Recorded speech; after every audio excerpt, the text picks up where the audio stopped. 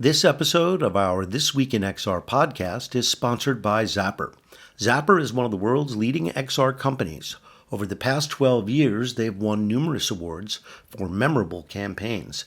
They've democratized AR by making tools and SDKs that anyone can use. And they created ZapBox, the world's most affordable mixed reality headset.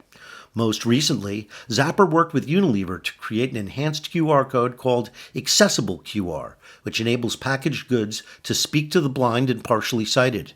If you're thinking XR, give the team at Zapper a call or visit zapper.com to see how they can help you on your XR journey.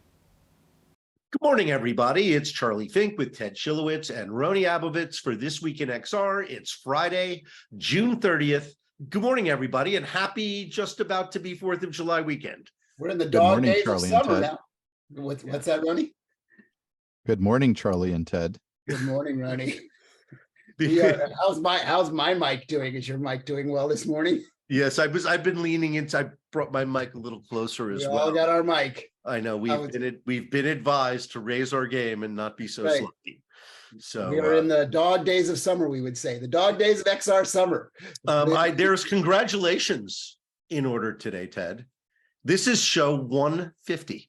Wow. That's impressive. I think that's impressive regardless of what you do for a living. We have managed to do this 150 times. And I think maybe I've missed 3 or 4 over the years. Yeah, no, it's just 1 or 2. It's kind of remarkable. And our audience keeps building, and people seem to like what we're doing. You know, yeah, we've hit a nice inflection point around the time we added this third co-host. Yeah. The way I sort of look at it is, I think the most popular podcast on the planet now is Smartless, with Jason Bateman, Will Arnett, and Sean Hayes. And it is a fantastic melange of listening to those 3 friends be friends. And now there's an HBO show that I guess Amazon produced for HBO, and they got a huge deal to do it. And it is so charming and so lovely to watch those guys be those guys. And somehow I kind of think in our little micro tech world, we're kind of like those 3 guys. Like we all have our little shtick. We all do our thing. And we just like getting together on a Friday morning, every Friday morning, and kicking it around. And we're ready for that HBO deal, right? I know I am. So we have also great guests for our 150th show. David Ganek and Joel Newton of City Lights, which is, I guess, kind of a VR studio. They produce and distribute experiences. They produce some of their own. They help finance other people's. So, and David is also mixed up with a big VR education program at USC that I'd love to hear more about. So, and they are very much VR OG. At this point, they really are. They've been at this probably longer than just about anybody. Joel and I worked together on the Martian VR project, which was one of the seminal things. Yeah, the one that Technicolor and Marcy Chastro were involved with. And David and I have spent many, many hours kicking things around and watching them continue to evolve. So it'll be a fun. It'll be a fun. Yeah. All right. So there was some big news this week, but also some things that I want to comment on. In the interest of time, let's start with the big things. Databricks is acquired for $1.3 billion. This 2-year-old company that helps enterprises build private models. It comes out to about 21 million per employee. We had a big laugh about what the amount was when Facebook acquired Instagram, but I think this tops that considerably. I was stunned at the amount. I mean, maybe that clearly it makes sense. The first thing I thought is Databricks worth $1.3 billion. Yeah. I mean, Databricks and Snowflake are forces to be reckoned with now about data management, data siloing. So these are very large, very profitable companies, right? That are learning that they need to have a play in this sector to continue to be relevant. So I guess maybe overpaying is a technique that you do there. I don't know. So okay, Augmedics. This is a deal that makes sense. And actually, Rony, I'll be surprised if you don't know about these guys.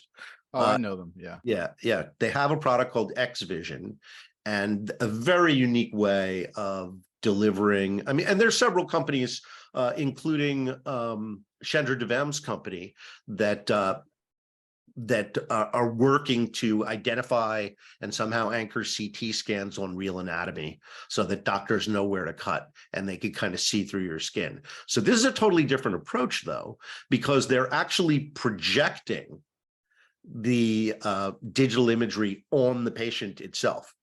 So they're not looking through glass. The head-mounted display is a projector, and they found a way to, like Tilt 5. Sort of, yeah, Yes. it's anchored, right? They're anchoring to the body, to the. Yeah, they're anchoring to the physical body, but they're not wearing glasses. Yeah, I actually data is on the skin.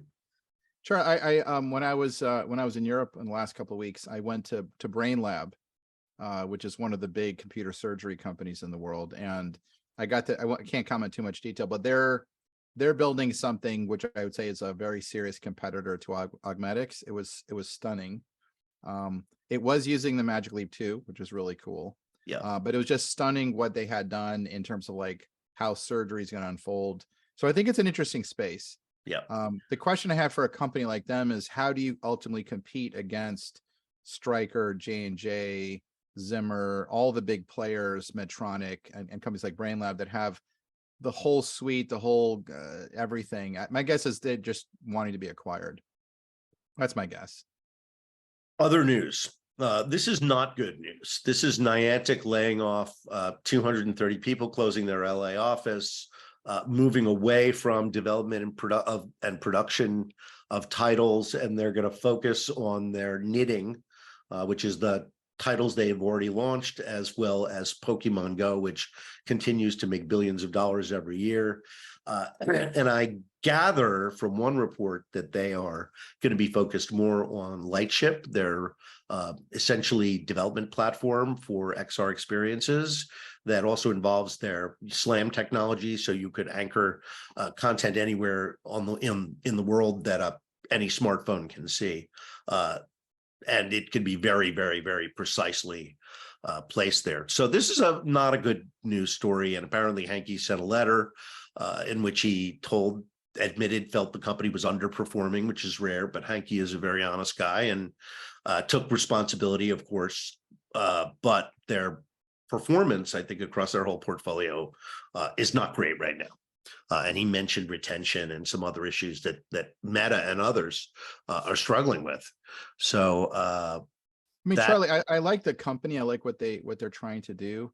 The question is, as an independent in the face of Apple, in the face of Meta, with so much funding, first of all, your best talent is probably getting rated. To those companies where the employees know there's just like many billions per year of funding to go the distance. But also, how do you ultimately stand out against what an Apple and others are just going to build as well? Like, do you ultimately have to get acquired by, or hope that you do something super unique and different on top of all the tools? Let's just use Apple as an example. We'll put out there.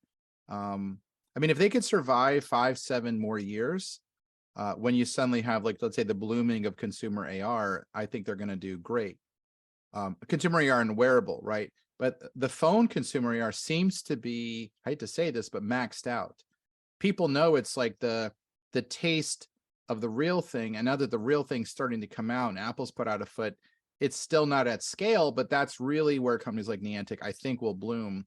So they just have to hang on for 5 to 7 more years. That's my guess. Well, they just raised a ton of money. I mean, they raised hundreds of millions of dollars. Yeah, but they're probably burning through it. I mean, look at the size of the company. They're probably burning through it fast. They did have close to 2,000 employees.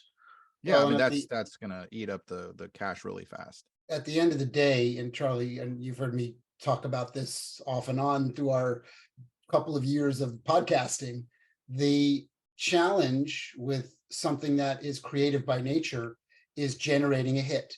And if you don't have a hit for a while, it can be a massive profit drain on something that you've grown a company to support that first hit. So yes, Pokemon Go, we've often said, is that lightning in a bottle, or is it a sustainable model? And it's kind of been proving a little bit over and over again that it's lightning in a bottle, because they tried it with Harry Potter, it didn't work. They tried it with the NBA, it didn't work. They tried it with Marvel, it didn't work. And that's sort of indicative of the market that we live in today, with these technological tools and driving an entertainment model is every once in a blue moon it works. And when it works, it's enormous and it can drive profit for a considerable period of time. But if you can't have a follow-up over time, everything starts to erode and you still have that crazy burn of trying to be something that ultimately you're not. You're, this unbelievable flash in the pan that works so incredibly well that is a worldwide phenomenon and will be forever, right? But then duplicating that becomes extraordinarily difficult. And we've seen they this drafted off Nintendo, right? Nintendo is an incredibly good company, what you just said, Ted. They can craft tech and creative in a way that very few companies in the world have ever been able to do. Like they're just like that model of perfect tuning between both. And I think Niantic wanted to be that, but they were drafting off of Nintendo's IP, not their own. Yes. Right. It felt like they should have just been There's a Nintendo. huge nostalgia component. I think they added the location-based discovery aspect of it, and it just blended really well with the IP. And so and again, I mean, so much of it has to do with nostalgia and the success of the original property, the idea that you're bringing it back for, many of the same people came back as adults and as parents, so there's a lot of power in that. And so I think you're right about the Nintendo brand. I mean, the exposure that they got, in the 90s is so big, and people think about it so well that it's just a natural. Some of those old properties, are waiting to be rediscovered. What we do know is that there will be a next monster hit. Will it be from Niantic? Maybe, maybe not. But somewhere out there in the universe is the next Pokemon Go. Someone's creating it on some sort of tool, whether it's within a Vision Pro or the Quest 3 or a phone-based system, but it's out there, right? Creativity is limitless and someone will do it. It's just super, super hard to get there. That's my point. So last piece of news, I was going to bitch about AI regulation, and there was an op-ed that was actually in all places the New York Post, but there was this op-ed that said, how are we going to regulate AI when we can't regulate the internet? So, and I thought, well, thank God somebody is saying that, because all of this stuff is grandstanding if you can't control the distribution of information. Anyway, let me get to this last story and then let's bring in Joel and David. Google kills its internal AI project. This company has never met an AR project. AR, not AI. But yeah, sorry. This company has never met an AR project it could not throw overboard. There was a brief moment of enthusiasm when they had the joint venture with Samsung, and I think that's still going on. And Qualcomm and Samsung, and they're making some kind of AR device. But the one that they were developing based on the North technology, the company they acquired in 2020, is getting pitched overboard. It's no longer. I have to be careful on commenting because they were significant investors in my company and I got to know the guys there. I'll be very, very careful on how I say it, but at Meta, you have a very focused leader, whether you like him or not, who completely believes in the sector of XR. Mark is all in. It's going to happen, right? He sees that vision. I think what's happening at Google Alphabet is you don't have that center. Yeah. There's just not that center of gravity. It's Clay left. Clay was a believer. Clay was a believer in it, but he wasn't in the seat of power to drive it as a center. And I think if you don't have that belief system, if you don't see that future and you're willing to go through these years of pain to get there, which Mark is, you just don't have the conviction. And I think they just don't have the conviction. Yeah, we see. I'm bringing in David and Joel. Okay. We've seen it with Microsoft as well, right? That same dynamic of don't have the real conviction and then pulled back. So yeah, Satya has conviction in Azure, right? He has conviction in the cloud, not so much in the endpoints, in the devices. Yeah. Hey guys, Joel, welcome. Hello, Joel. Meet Rony. I know you know Tad. Good to meet you, Joel. Good to meet you. Hey guys, am I on here? We hear you. Yes, we hear you. No audio, no video. No video as of yet. No video. People listen anyway, so if you can't get your video, it's okay. I'm not. No one's going to miss anything by not seeing me. I can tell you that. It's not 95% of our listeners or something like that is on iTunes. There you are, David. How you doing? Hey, all right, you guys. Great. Well, we've already started talking about some of the great projects you've been working on, including Spheres, which won at several film festivals and is a terrific film by Eliza McNitt, which you guys were the studio that financed it and is distributing it. It's also on the Quest. I have my students watch it every semester. It's just a terrific film and a great use of XR. And you also produced the King Tut VR exhibition that is on tour, I think. So let us know first, how are those projects going? Yeah, thanks for having us, guys. Spheres has been really interesting, because when you think about, the range of in a world that really hasn't fully formed yet in terms of distribution, we first started with a pop-up at Rockefeller Center in New York, which was, probably the first of its kind. This is 3 or 4 years ago, and it did very well. And then, right now it's in like Indiana and Philadelphia. It's been to Paris, and the most interesting and probably the most successful one, which is semi-counterintuitive, is we did a distribution deal in China where they demoed it in a company called Sandman demoed it in 2 sites, in 2 theaters, pop theaters in China. It then went to 12, and now they've come back and said they want to put it in 30 places, and it's done better than anything else that they've tried.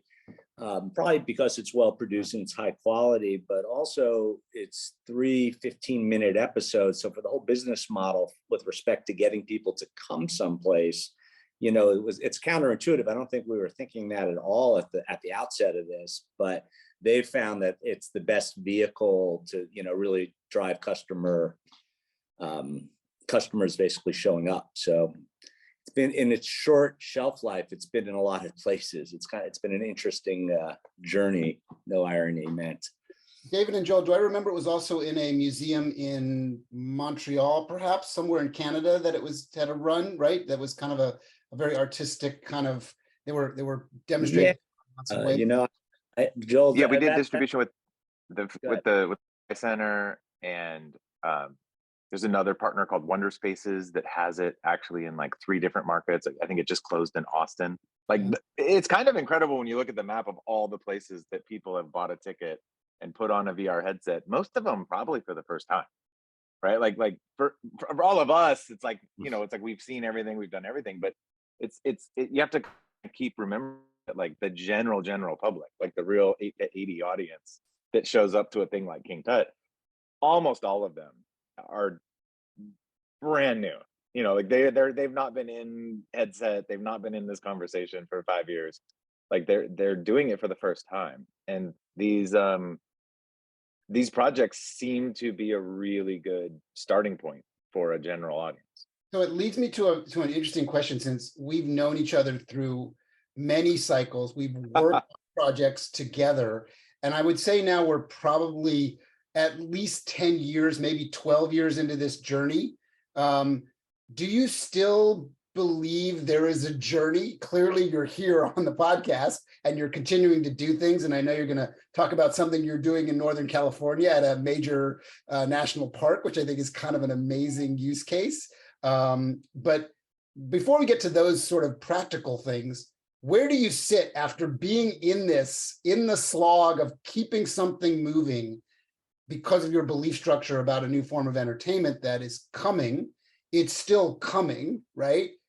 Are you as much of a believer as you were when we were all working together on something? This is what Ted, when we started City Lights, and my background was in largely in public investing in technology. And, so, having done it for a while and seen numerous product cycles, because that's in effect what this is. It's probably I refer to it as the most significant product cycle for the rest of most people's lives, in my mind.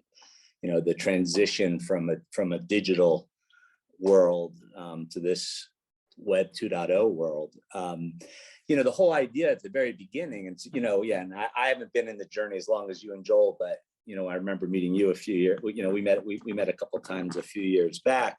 It was always a question of timing, right? And my experience with these product cycles is there's a bit of irony in the sense that, 10 years before a product cycle, sometimes enthusiasm is at its maximum point, and that attracts capital. And the product cycle is really, it's more conceptual and nowhere near real.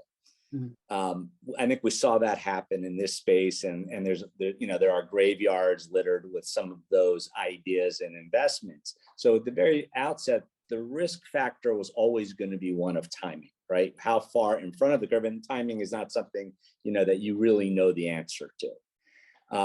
So when we started City Lights a few years back, that was one of the primary risk factors to say, okay, is our timing too early? I think it's been pretty good. It's been a digestible time period. We've seen, the evolution of the headset. We now have Apple coming into the market. We've got Facebook, we've got Pico, we've got a lot of CapEx that's going into this, and better asset allocators than I am, or most people are, betting on the future of this. As with respect to the journey of LBE in this case, because the home market is developed, but it's largely developed into a gaming market, which frankly has also been a bit of a surprise, just how much of a gaming market Meta's become. But with respect to LBE, I agree. It's been, there's still a timing question out there, but our basic goals when we started was to try to be an innovator. Somebody gave me an expression a long time ago, which I've appropriated, that all cycles are the 3 I's: innovators, imitators, and idiots. And my experience is, if you want to look around the corner and make a bet on the future, you're making a bet on being an innovator.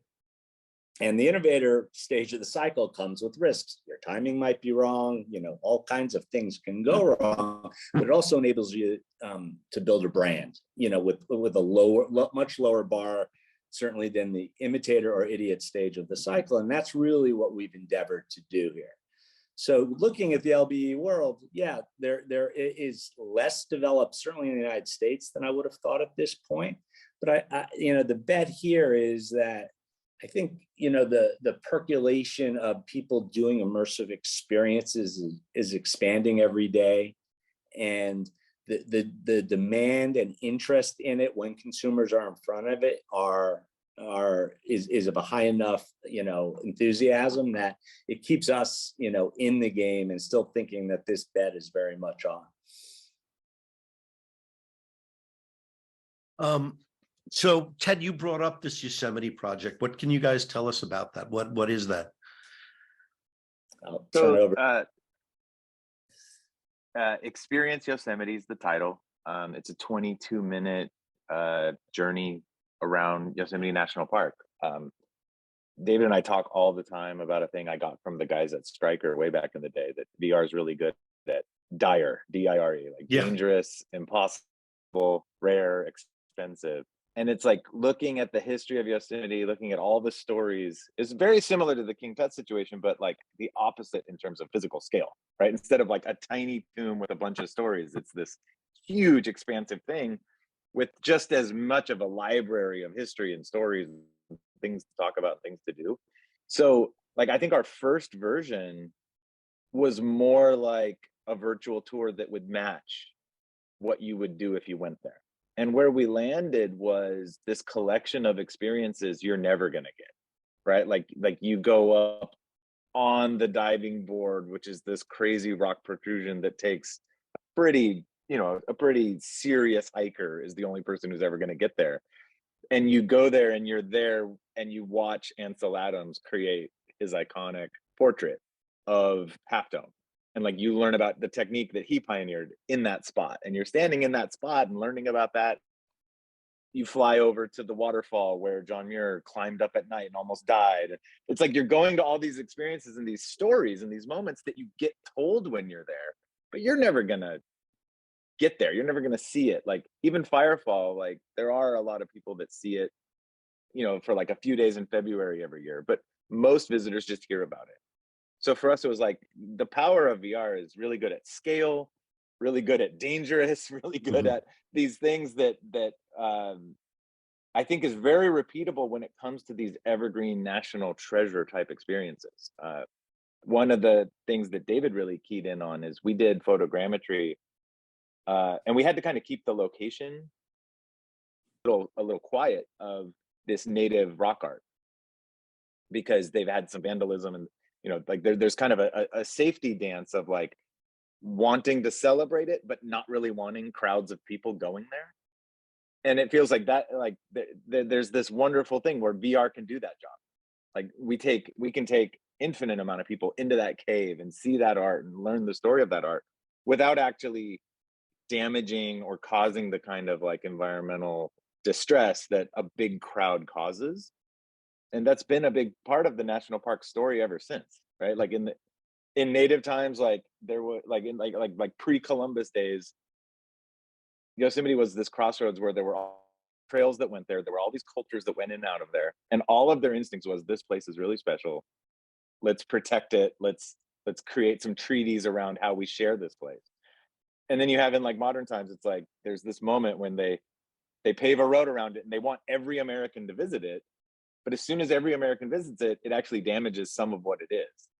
So with King Tut's tomb, there's similar issues there with some of these other international landmarks that we're working on now. There's this ability for VR to let people get really close and really intimate with things that at scale we're trying to preserve.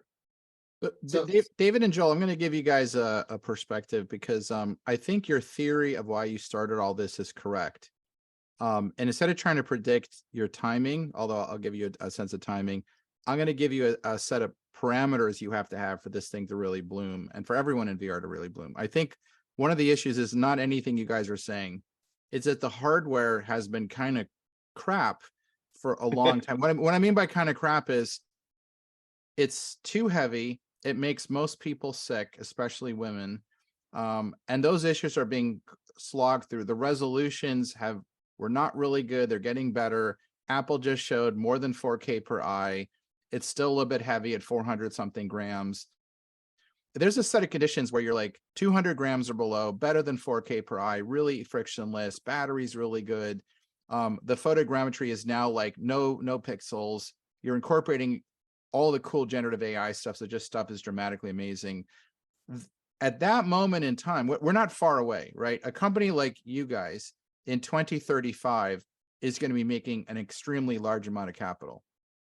A company like you in 2030 may be doing really well. A company like you in 2025 is still climbing the mountain to the place where all the things you want to have happen begin to happen.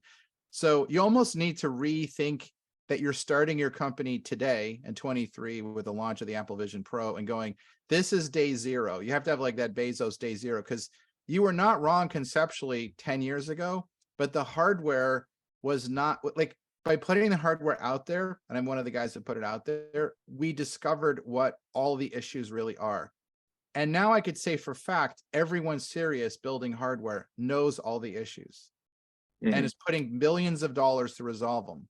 That's actually encouraging for you, but you kind of need to wait you got to ride out the rest of this decade, knowing that it'll get better every 18 to 24 months. And at some point you unlock I would say like this crystallization moment where it's so good, it's light, it's powerful, the visual qualities is unbelievably amazing, and all the things you just said come to life for a mass audience, because it's like everything true, but someone puts on, it's like, this is too heavy, my face has all these like weird warts on it, I'm feeling nauseous in 5 minutes, it looks too grainy. The promise of being in like the national park without being eaten by wolves or whatever's going to happen, you will be able to completely deliver that promise in the next years. I can't tell you if it's 3 years, 5, 7, but you need to be able to kind of like survive. That's my best advice, you guys. If you could hang on, the rest of this decade is going to be like, we're over the top of the hill and we're running down it now. I completely can tell you that is true. So you just have to hang on though. Like, don't be the pioneer that like died half the way to California. Keep traveling through the country. You got to get to the Pacific. If that makes sense. So why don't you respond to that? I have a shorter response, I suspect, than you do, but you go first. Well, Rony, I agree with you. Honestly, when I approached David about this, that was my thinking. Because before that, I was in a venture capital backed VR startup. And all my friends were venture backed. And everybody had these way too early, ridiculous timelines of whatever our product was. There was no audience for it within the 18 months or the 2 years or whatever the runway or whatever the milestone was. And it was just all too early, and it was all cooked into this like go fast, burn through capital, hit your mile. Like, there was just this pace to the culture of that kind of investing. And when I approached David, I don't know if you remember this, but one of like my very first conversations I had with you was like, look, I don't know if I want to raise capital or if I want your capital or if I want you to help me think through this, but there has to be a different model.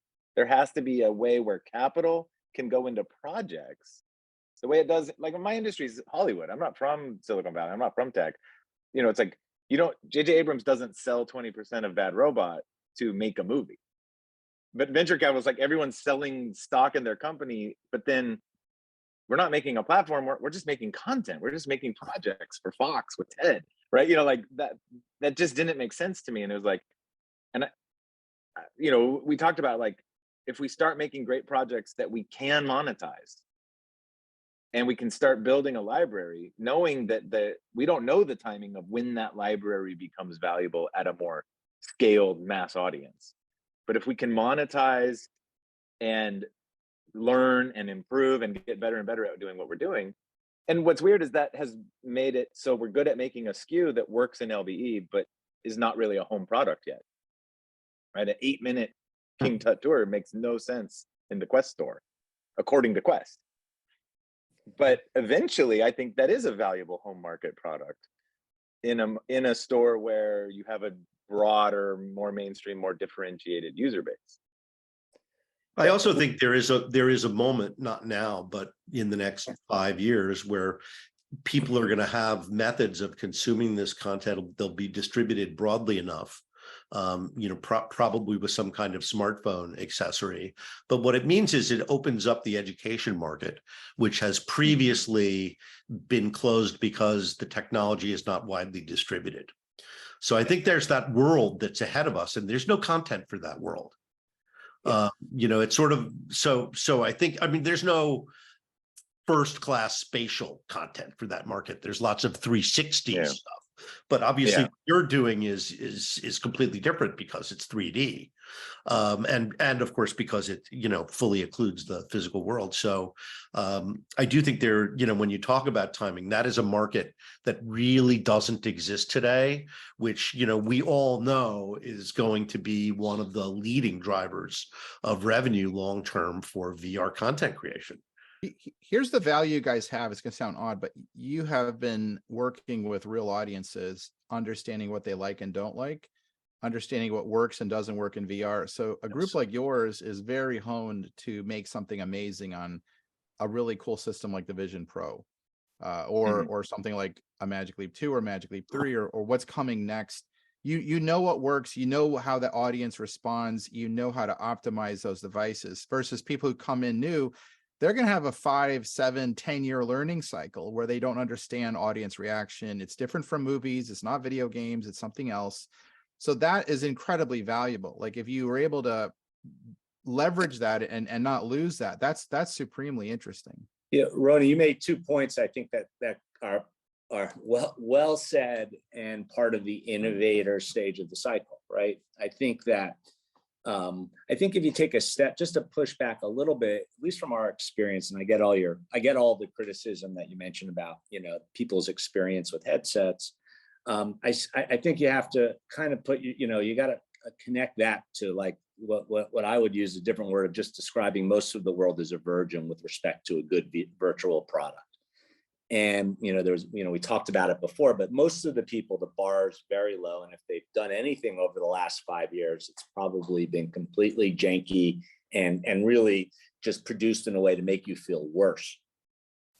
So our experience and look, I don't want to overstate our experience, because, you know, we've only distributed, you know, so much relative to the size of the market. Ultimately, what the size of this market is that most people really enjoy a well-produced experience, and the bar for them is much lower than the bar for the people on this call.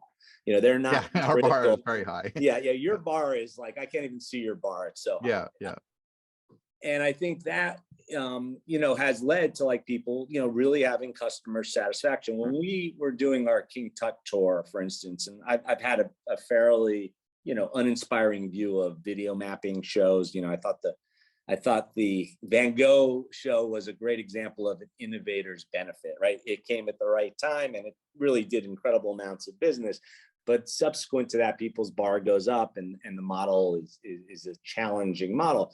Our VR experience, Enter the Tomb, was connected to the show. And what we found is that the customer satisfaction from a 20,000 square foot, you know, place with tons of video screens and this and that, the customer was at a 6 for those. Okay, ours, they were at a 9.5. You know, now I don't mean that to, I'm not like saying that in a way to be braggy about it, but just what the facts were. And, you know, you put a fully immersive experience next to a semi-immersive experience. If the fully immersive experience has a little bit going for it, it wins, because it does bring that magic to the table for most people that have never experienced. So I think that people are not as cynical and are more curious than maybe you have stated. And look, if you're subject to a really bad experience, you know, it's like probably drinking too much when you're young. You know, it pushes you back from doing it. On the other side of the coin, I agree with you that it is a timing game. And, you know, our particular strategy was probably to overproduce at the very beginning. I think we could have done some of the things we've done and have them not been as good and it not made any difference, but be good enough. And then that was just to say, we can do it, and you can trust us as we're in conversations with people. And we have something, in effect, a resume to show, look, this is the type of quality we do. And if we're going to places like, you know, King Tut, you know, the Egyptian government, or we're going to a national park, we want to show people that, you know, we respect their brand, and we can at least do a version of what their brand is and have it be respectable and enjoyable for the consumer. Dave, I want to pause you for a second, just because I Sure. want to run out of time, and I want to get to a couple of the practical things for our listeners that would like to know, where is this Yosemite experience playing? Because as I recall, Joel, it was fairly near the park itself, right? And unless that's changed. So there's a traditional movie theater, like just your standard local movie theater in Oakhurst, that has kind of knocked down an area. They went all in and like built out like a VR portion of their theater. Right. And that's what I think, you know, I can't Yosemite, 45 minutes from Yosemite, something like that. Yeah, I mean, the get pretty far from the valley, so there's not really any cities anywhere near El Capitan, right? Like it's like it's the South Gate, which is pretty much where anybody from LA or San Francisco, like most of California, enters Yosemite from that South Gate through Oakhurst. That's where all the hotels are, stuff like that. Can't say too much about the conversations we're having, but the plan is to actually create distribution in the park itself, and with multiple parks. So that's what we're working towards. It's kind of like it's good to have just kind of like a first test place with actual audience feedback. Right.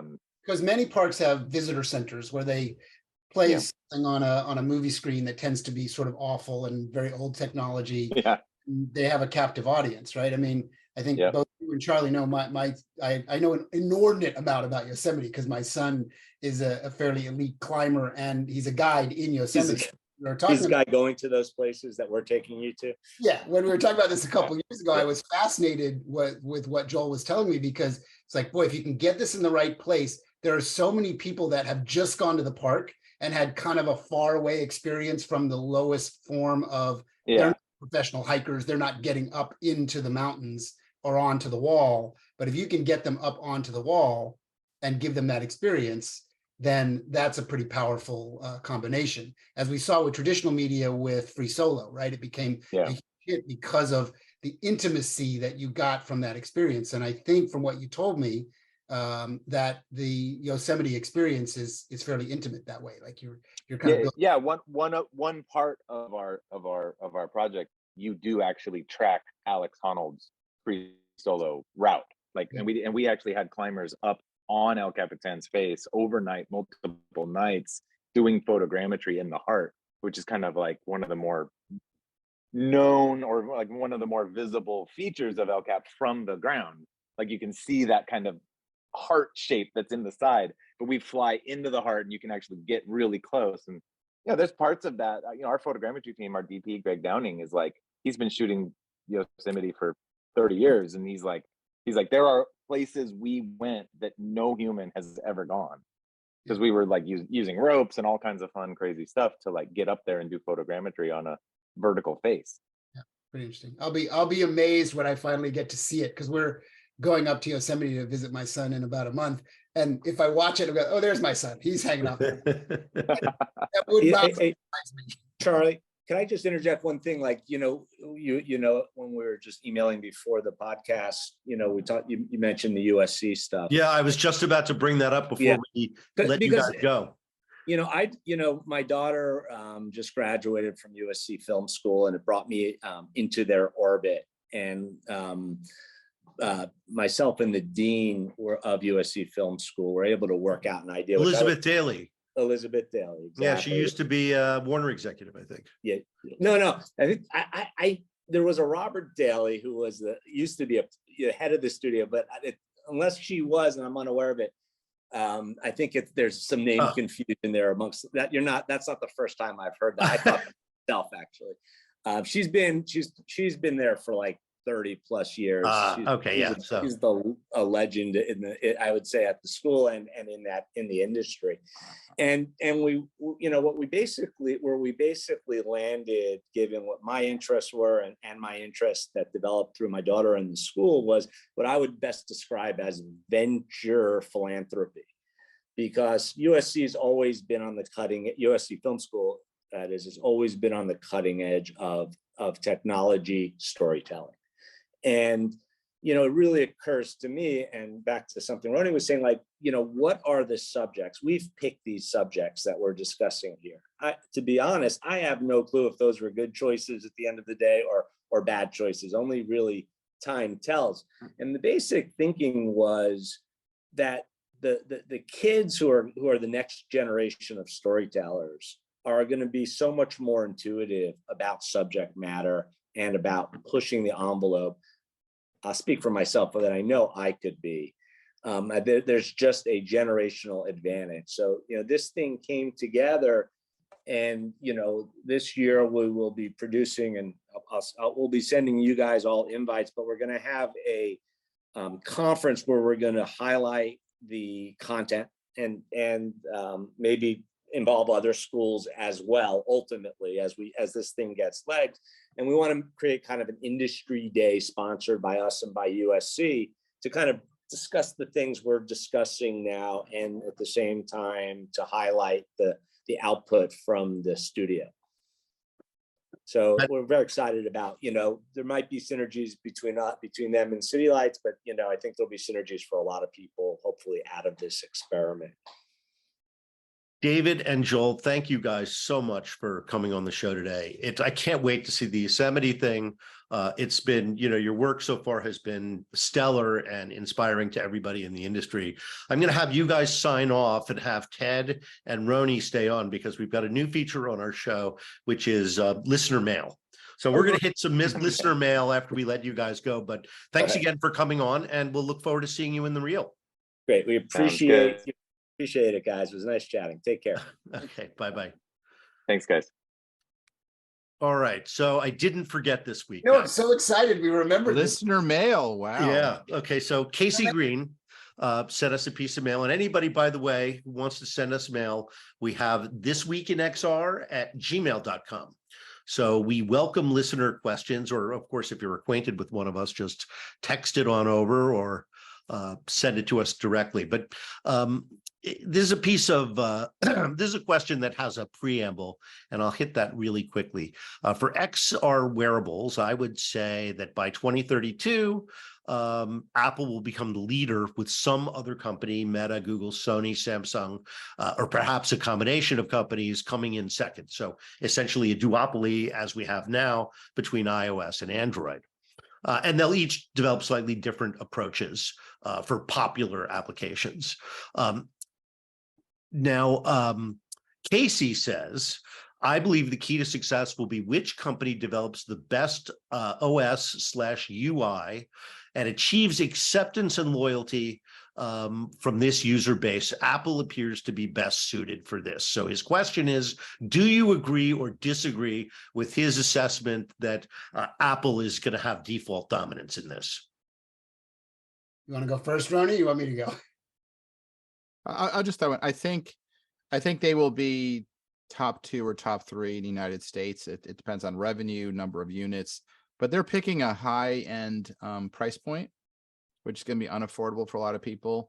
I think you have to look at regions of the world, like Europe may not be sold on what they're doing, and particularly China and Asia and India may have other ideas. So I think it may be more fragmented globally than mobile phones.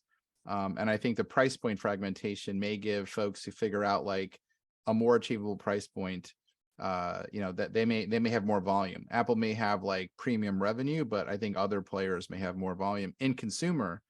And I think in enterprise and industry and in healthcare, you're just going to have an entirely new, a whole nother group of people, right? So I think without segmenting it, you can't answer. But like in the US, in consumer, Apple's probably top 2.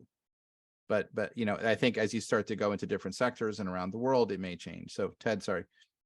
No, it's great. And I agree with all that. I think maybe it's worth reflecting for a moment on the news story we didn't report on today, that Apple has now cracked, at least for the moment, the $3 trillion corporate entity overall valuation. So just by, sheer size and breadth and power, if you look at the vision of Steve Jobs coming sort of full circle to what people really want in the high end of kind of how humans connect to computers, the full stack, the level of refinement, which you and I talked about, Rony, when the Vision Pro came out at length. I think that Apple will probably end up ruling the roost for the next generation of OS, and others will learn and do various forms of imitation, to the point that David was making about innovation and imitation, as very similar to what we see with iOS versus Android, is that they are fairly similar now, and people could make an argument there are some things that you would do on an Android device that in some ways are a little more evolved than what Apple has done. But as the full stack, as the full user experience, Apple tends to rule the roost because they put more cycles and way more dollars and way more R&D into that user experience. I think the same thing will happen with spatial devices. Apple will tend, now that they are on the market, regardless of the price category that it sits in, will lead that charge, and others will learn, including our friends at Meta, and what they're doing to potentially broaden that market outside of that gaming core that they have. And we, the three of us, read a lot of stories about, other than this ultra hardcore VR gamer that is really motivated to do it, the fall off is pretty quick. People play it, they buy it, they get it for a Christmas holiday or something, and then they're enamored for a little while, and then they get disenamored. What Apple tends to do is keep people enamored, right, with what they do and how they do it.